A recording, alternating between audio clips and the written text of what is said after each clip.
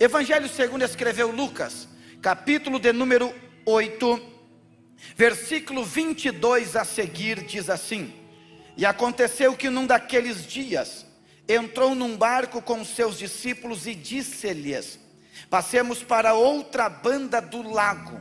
E partiram, e navegando eles, adormeceu, e de repente sobreveio uma grande tempestade de vento no lago, e enchiam-se de água, estando em perigo.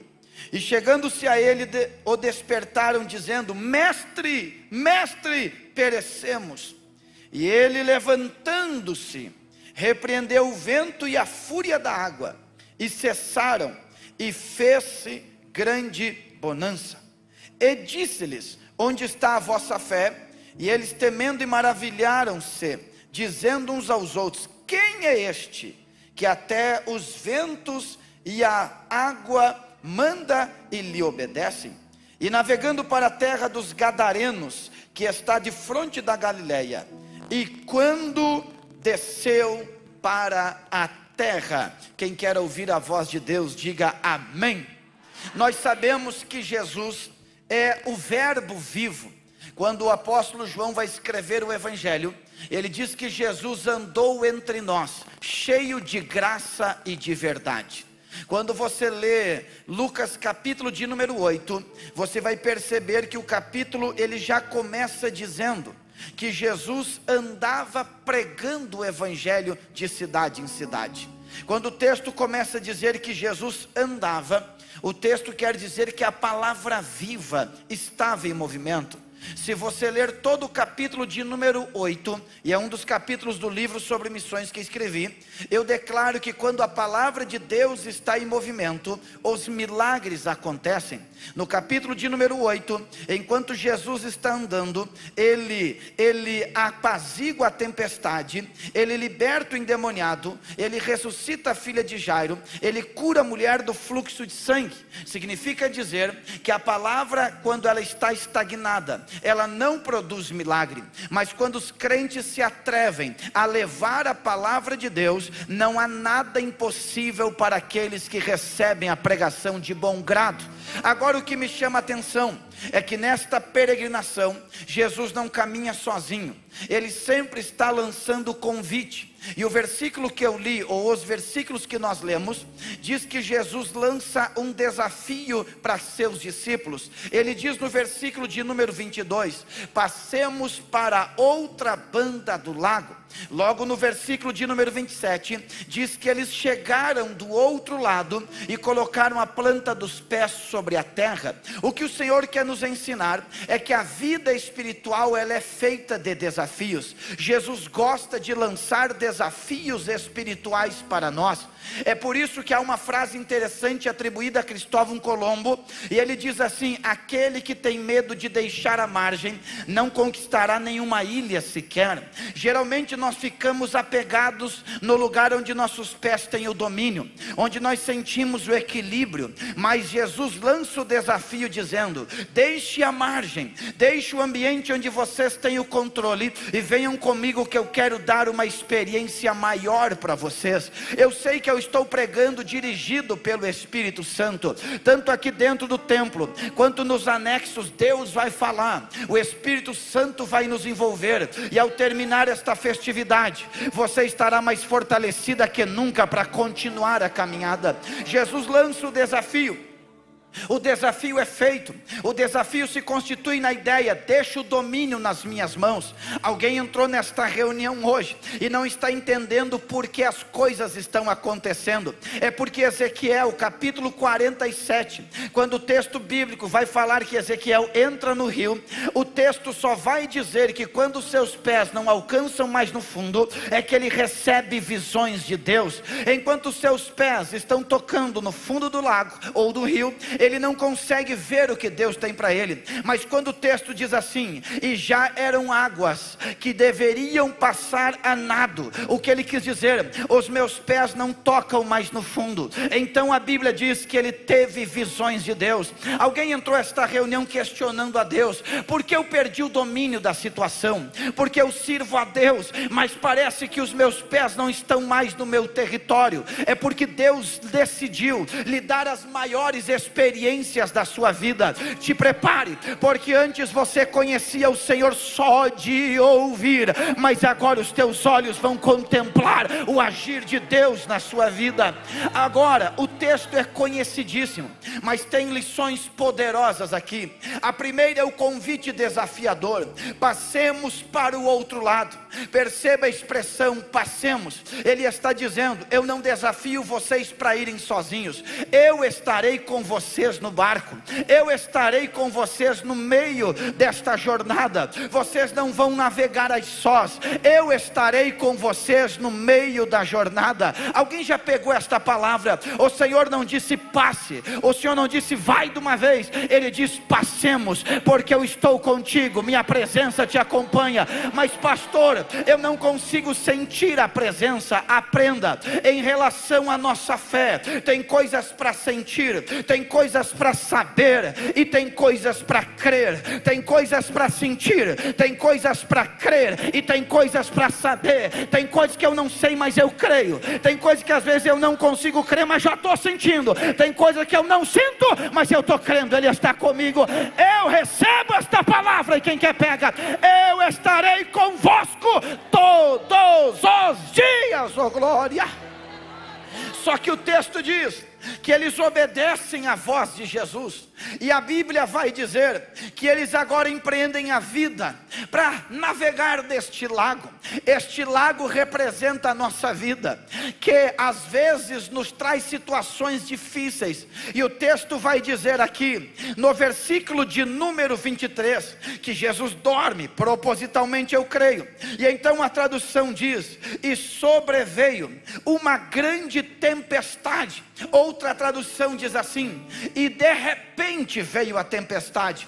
Esse de repente faz toda a diferença no texto, porque o de repente revela o quanto nós não temos o domínio da situação. O de repente revela aquela surpresa que às vezes é desagradável. O de repente revela que às vezes nós podemos desenhar um mapa, mas o mapa não revela o território. A vida é feita de momentos estranhos, momentos esquisitos, que Isaías chama de noite escura da alma, que o salmista diz que é vale de sombra e de morte.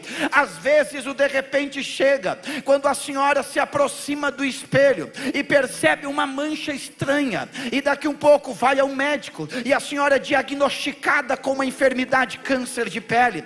Daqui um pouco percebe um caroço estranho e lá está o diagnóstico contrário. De repente pode chegar naquele dia em que você amanheceu entusiasmado para ir trabalhar, mas chegando no ambiente de trabalho, o pessoal do RH lhe chama, e daqui um pouco lhe dá carta de demissão, e você sai dali sem o chão debaixo dos teus pés, não sabe o que vai fazer. De repente a tempestade veio, aquele dia que sem perceber, o casamento já está desgastado, e chegou no ápice do problema, e o marido disse não vai dar mais, ou a mulher disse vou arrumar minha mala e vou embora. Os de repente chegam, daqui um pouco o teu de repente é aquele dia em que alguém se levantou contra você, fez um comentário contrário. E Dag Mills, o escritor da série Lealdade, ele diz que quando o diabo está disposto a te matar, ele se reveste da roupa do acusador. Quando o diabo quer te derrubar, ele prepara alguma coisa, mas quando ele quer te matar, ele se veste de acusador. E de repente o teu ministério passou por um descrédito,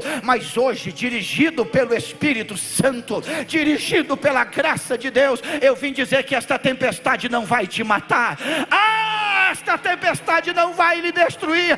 Nós vamos chegar do outro lado. Bendito Espírito Santo. De repente sobreveio a tempestade.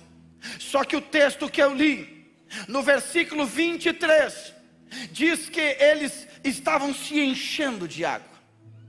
Outra tradução vai dizer que a água os cobriam. E eu quero aqui, pastor Cornélio, trazer 4 observações que se constituem o propósito contrário da tempestade contra as nossas vidas. Eu quero usar 4 observações que você pode encontrar no Evangelho de Mateus, no Evangelho de Marcos, e dependendo da tradução, fica mais claro ainda. Qual é o propósito da tempestade quando ela chega na nossa vida? Há uma tradução que diz assim, que quando a tempestade veio, eles ficaram cansados de remar.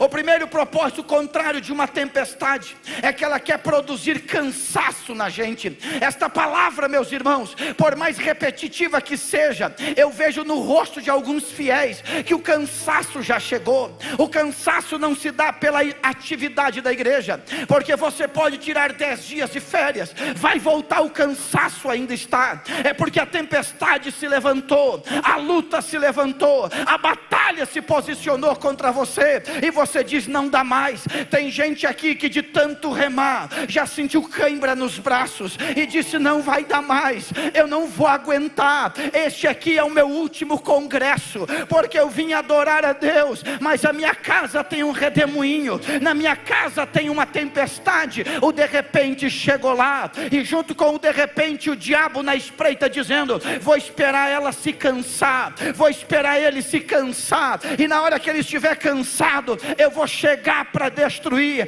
Eu sei que tem gente aqui preciosa, que o Senhor ama, que o Senhor tem uma bênção especial, mas o cansaço veio tão grande, que parece que você tem uma tonelada sobre você, não dá mais para levantar a mão, parece que não dá mais para verbalizar um glória a Deus. Deus não duvida do teu desejo de ser fiel, Deus não duvida que você ama o Senhor, Deus sabe do teu cansaço, Deus sabe da tua batalha, Deus sabe que você remou enquanto deu, só que hoje Deus me trouxe aqui para dizer: não vai ficar no meio do lago, você vai chegar do outro lado, você vai chegar do outro lado.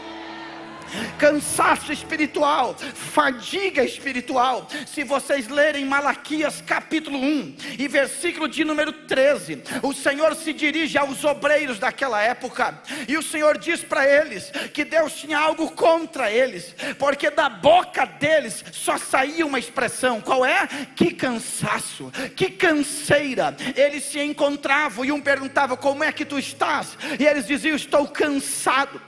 Estar cansado não é o problema é estar cansado e não buscar a fonte do renovo, que é o Senhor. Olhe para mim aqui, se você ler a Bíblia, lá no livro histórico de Samuel, você vai encontrar que Davi travou uma batalha contra os filisteus.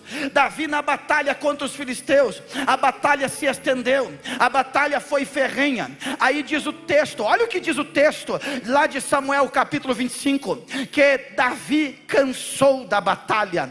Davi cansou da batalha, e quando ele cansou, a Bíblia diz que um gigante da família dos gigantes da terra veio para matar Davi. O nome deste gigante era Esbibenob. Esbibenob olhou e disse: Davi é guerreiro, mas agora está cansado, está ofegante, não consegue levantar a lança para guerrear, não consegue usar a espada para vencer o inimigo. E então Esbibenob diz: eu vou matar Davi agora. Só que Esbibenob não sabia que Davi tinha um amigo chamado Abissai, e Abissai disse: Davi não pode guerrear, mas eu estou aqui para guerrear por Davi. E Abissai se levantou e matou Esbibenob, e Davi se levantou para continuar a batalha. Alguém chegou aqui dizendo: pastor, eu estou tão cansado, e além disso a covardia do inimigo é enorme, porque ele levantou um gigante contra mim.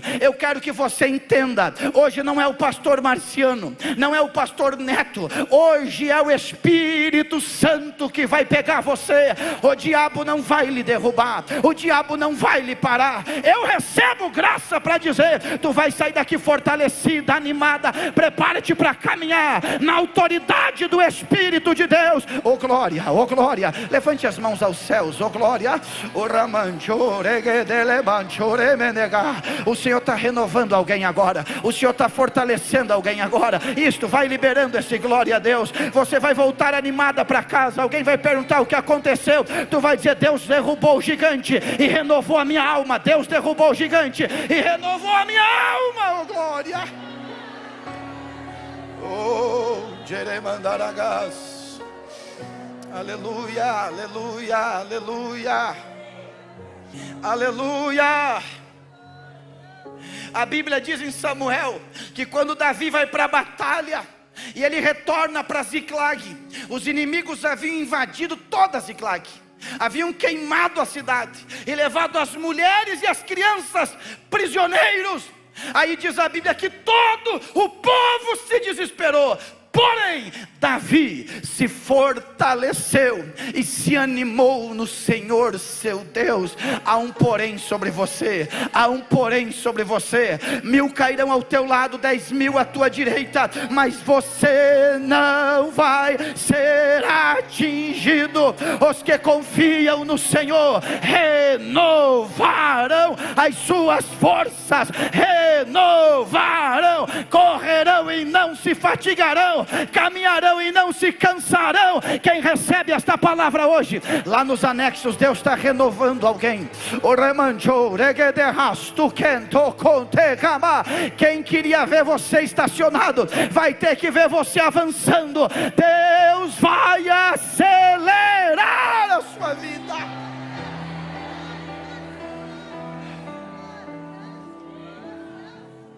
A tempestade veio para nos fazer cansados de remar. Quem no seu ministério nunca se cansou? Quem no seu ministério nunca colheu a ingratidão? Rema, rema, vai, e alguém não quer. Pastor Neto, quando Paulo escreve aos Coríntios, convém que os homens nos considerem como ministros. Ministros do Rupereter significa remadores. Enquanto alguns estão na primeira classe tomando Coca-Cola, tem uma geração no porão remando, para a embarcação poder ir, para a embarcação poder avançar. E alguém ainda diz: por que não anda isso aqui? Por que não vai? Está devagar demais. Mas alguém está remando, está cansado, mas está remando. Teria todos os motivos para abandonar o ministério, mas está remando. Jesus ainda está no teu barquinho, viu? Daqui um pouco ele vai se levantar. Eu creio. Veja o que a Bíblia diz: cansados de remar. Mas tem outra tradução que usa uma expressão interessante. A Bíblia também diz assim: que eles eram varridos pelas ondas. Eles eram varridos pelas ondas. Eu não sei se você já teve a experiência de nadar contra a correnteza. Quem se criou em beira de rio, fazenda, que tem rio, sabe que nadar contra a correnteza é um esforço extraordinário. E quem está de longe está vendo que a braçada está ativa, mas ao invés de avançar, está sendo arrastado para outra direção. Então quando a tempestade vem, ela vem com o propósito de varrer você, de levar você na contramão da vontade de Deus. Quando a tempestade vem, ela vem para tirar você da rota do que Deus tem para a tua vida. A tempestade vem para dizer assim: não adianta avançar, não adianta ser fiel, você não vai conseguir agradar a Deus. Tem gente aqui que é preciosa, mas até agora o céu não se abriu sobre você, porque nesta ideia do cansaço, o inimigo conseguiu lhe varrer para outro lado. Você tropeçou, se magoou, machucou o coração, entristeceu o Espírito Santo, e agora parece que o céu está de bronze, parece que a glória de Deus não vem. Olhe para mim aqui. O apóstolo Paulo passou por este conflito, no meio da tempestade emocional. Ele também quase foi varrido, quase foi levado levado pelas ondas,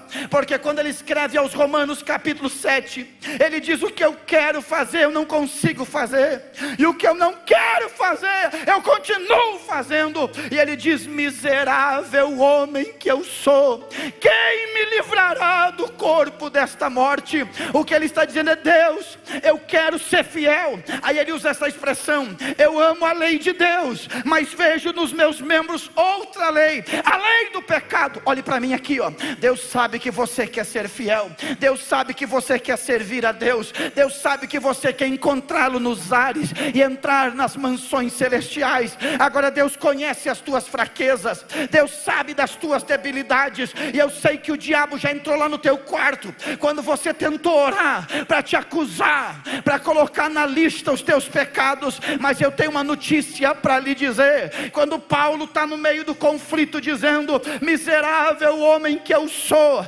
ele entra o capítulo 8 dizendo: mas nenhuma condenação há para quem está em Cristo Jesus. Ei, o Senhor está dando graça para os seus filhos hoje aqui. O Senhor está dando graça. Olhe para mim aqui, ó. Esta vida de montanha russa vai acabar hoje. Esta vida de montanha russa, sobe e desce, desce e sobe, acaba hoje. Deus te pega pela mão e diz: eu te fortaleço, eu te fortaleço, eu te ajudo, eu te ajudo. O inimigo não terá mais um ponto de contato para lhe acusar. Deus está dando graça hoje aqui.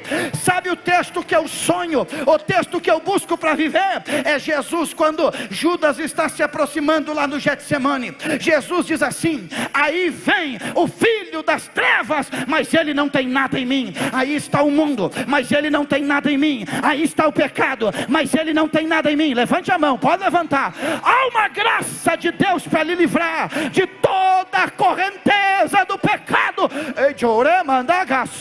Você não pode sair desta igreja, você não pode sair das dependências deste prédio brigado com o Espírito Santo. É noite de reconciliação. Você não pode ficar mais um mês longe da ceia. Eu sei que a tempestade veio, eu sei que o cansaço chegou, eu sei que o inimigo varreu você, levou você, mas hoje, na autoridade do Espírito Santo, a cadeia vai ser quebrada e Deus vai restaurar você. Oh glória, oh glória, oh glória, oh glória, oh glória. Oremahas, turegedaramanchore mandalagas, oh degamandaragas, uremanjore malahas.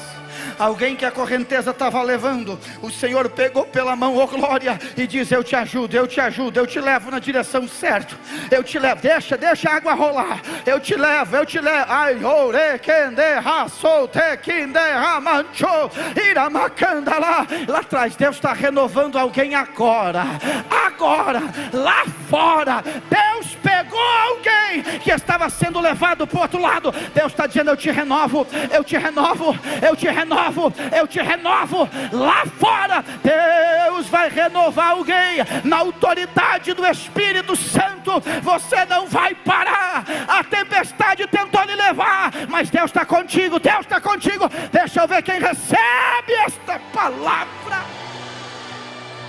Oh glória, oh glória, oh glória.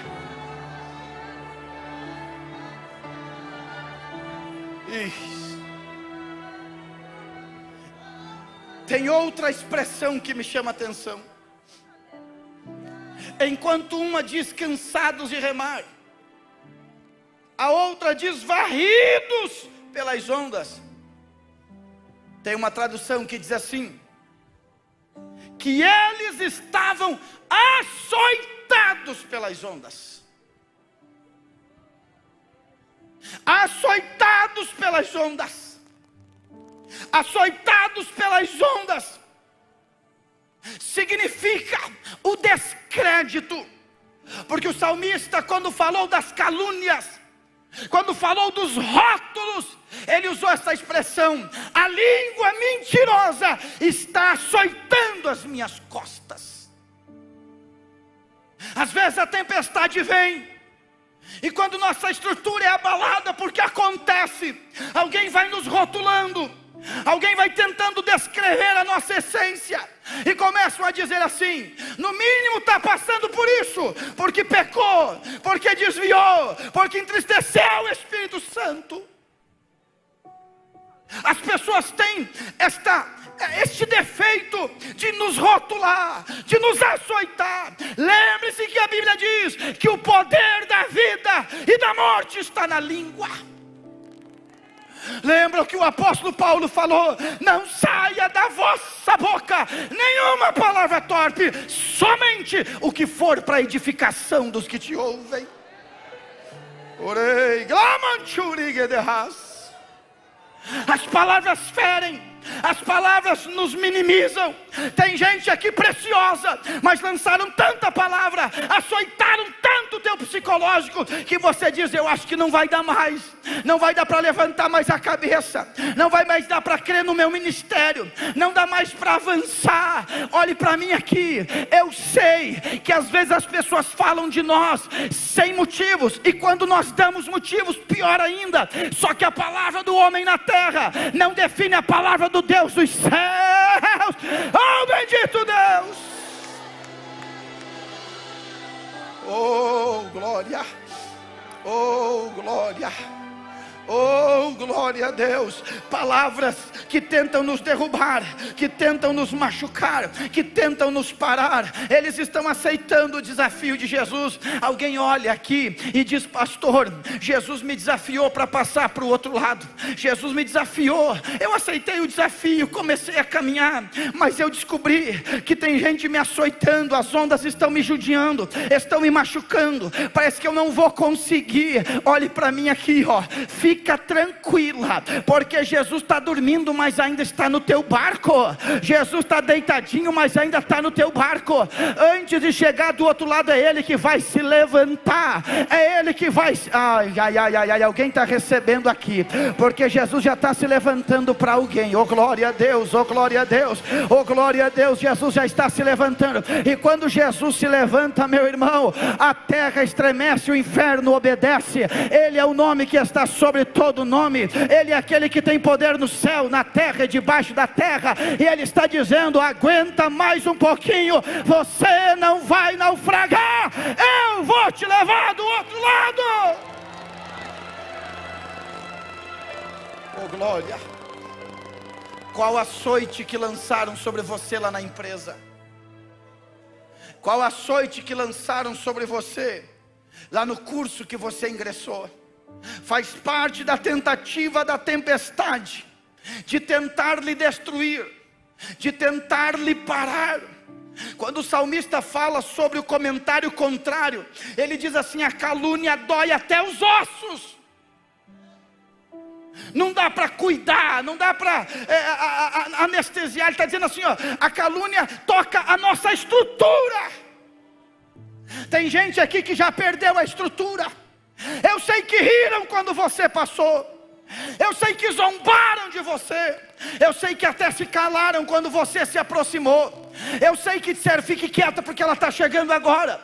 Só que Deus está dizendo: não aceite naufragar. Eu te desafiei, passemos para o outro lado. Oh glória, oh glória. Eu levanto a minha mão para dizer: oh glória, não aceite menos do que Jesus já projetou para você. Não aceite menos do que Jesus projetou para você. Pastor Eurípides, sua esposa, quando iniciaram o CIB, quem sabe muita gente diz: não vai dar nada, é movimentinho novo. Hoje, congresso é bom demais. Naquela época, fazer festividade, congresso de oração, alguém já ia rotular: isso aí é inovação, é problema. Mas eles decidiram: nós vamos atravessar e vamos chegar do outro lado. E olha nós aqui cheios do Espírito Santo, dizendo: o vento não nos parou, a água não nos matou, Jesus está no barco. Aleluia, aleluia. Agora veja a quarta expressão. A Bíblia diz que o barco enchia de água, as águas cobriam o barco. Olhe para mim aqui, leve a sério. O diabo não está interessado só em cansar você. O diabo não está interessado em só varrer você para o outro lado. O diabo não está interessado então somente te rotular e chicotear a sua vida moral. O plano do inimigo é ver você afundar. O plano do inimigo é ver as águas te cobrirem. Não brinque quando ver as águas entrar no barco. Qualquer lugar pode ter água fora do barco. Se as águas começarem a entrar no barco, comece a clamar de uma vez. Comece a dizer: mestre, mestre, mestre, oh glória. Olhe para mim aqui, ó. Imagina Jesus saindo da margem, indo para o outro lado, todo mundo vendo. Pastor Cornélio, todo mundo vendo Jesus daquele barco. Imagine a inveja santa. Jesus está no barco deles, decidiu ensinar a gente, mas saiu com eles.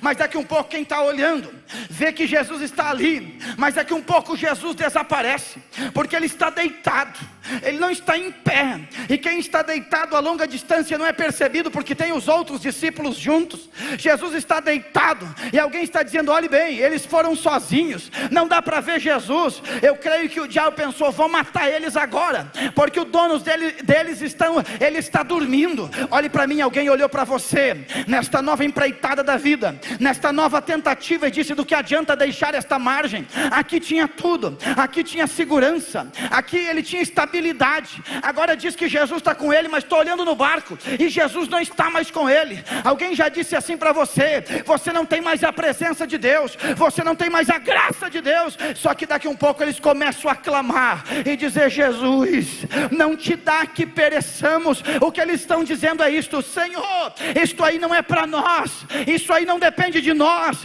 Te levanta e acalma a tempestade. Eu imagino quem está olhando de longe, de repente tem que começar a perceber que alguém diferente está se levantando, alguém diferente está surgindo. Olhe para mim, quem ficou na beira do lago dizendo que você ia morrer afogado, que as águas iam te cobrir, vão ter que ver Jesus se levantar no teu barco, vão ter que ver Jesus se colocar de pé. Oh meu Deus, Jesus está se colocando de pé na vida de alguém hoje aqui. Eu estou recebendo graça para dizer: Jesus está se colocando de pé. Oh glória, oh glória. Jesus está de pé.